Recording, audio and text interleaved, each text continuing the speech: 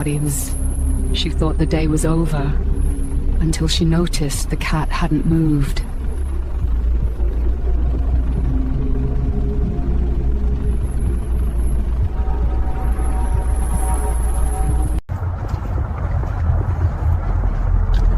Every time she turned around, the cat was closer.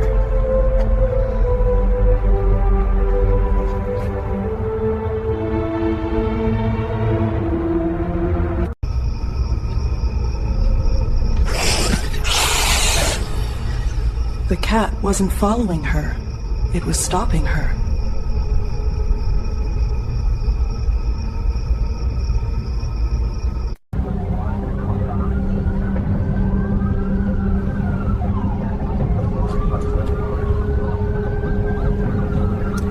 Some dangers follow you home, unless someone follows first.